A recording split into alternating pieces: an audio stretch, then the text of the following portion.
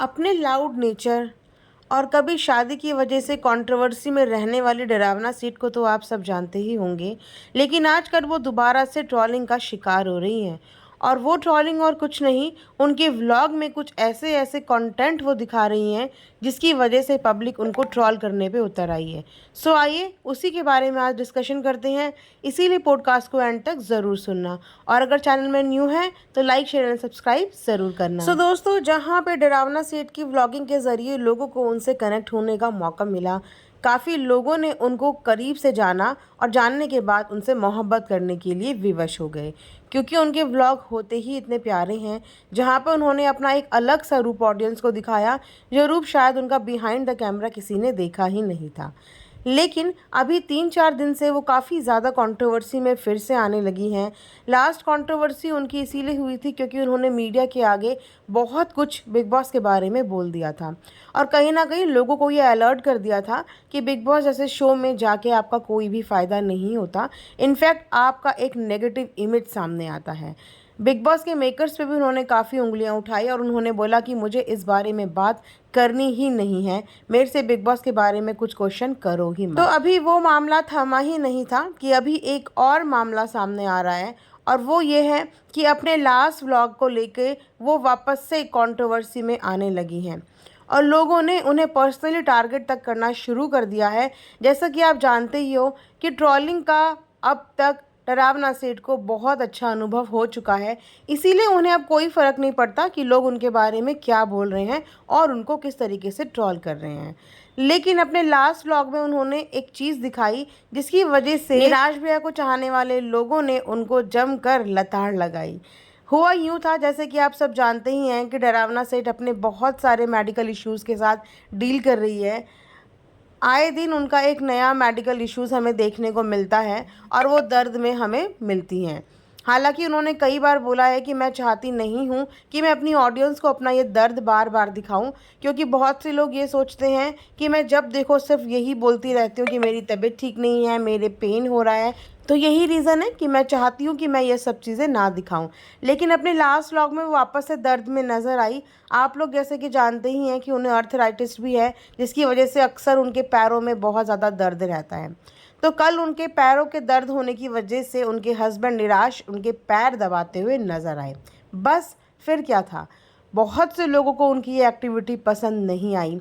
लोगों के कमेंट्स पे कमेंट्स आने लगे। किसी ने कहा कि अगर निराश की मम्मी ये सब करते हुए देखेंगी तो उनके दिल पे क्या गुजरेगी, क्योंकि अक्सर इनके ऊपर ये इल्ज़ाम पब्लिक लगाती ही है कि ये निराश भैया को डोमिनेट करती है, अपनी फैमिली को डोमिनेट करती है, अपने ससुराल वालों को डोमिनेट करती है, वो इनके तेज तड़ाक स्वभाव की वजह लेकिन से। जो स्टेटमेंट और जो कमेंट आया, हस्बैंड से पैर दबाती हो, हस्बैंड को तो गुलाम ही बना दिया है, इनके मम्मी पापा क्या सोचेंगे, उसकी सास ससुर के दिल में क्या गुजरेगी। सो दोस्तों, पहले तो मैं आप सबको बता दूं कि हस्बैंड वाइफ का जोड़ा ना सुख दुख का जोड़ा होता है। ये कोई फॉर्मेलिटी का रिश्ता नहीं होता, या कहीं पे भी ये लिखा नहीं जाता है कि सिर्फ बीवी को ही पति के दुख दर्द में साथ खड़े होने की जिम्मेदारी है।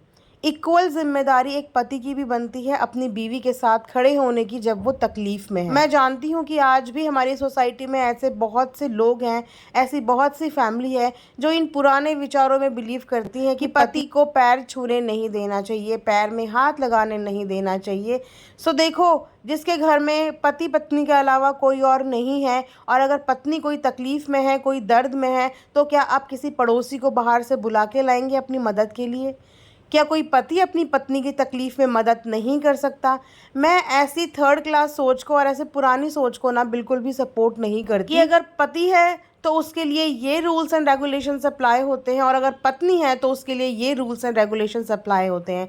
और रही बात डरावना सेठ के ससुराल वालों की, तो डरावना सेठ के तो सास ससुर के बीच में भले ही कितनी नोक झोंक रहती हो, लेकिन वो दोनों भी एक दूसरे के सुख दुख के साथी हैं।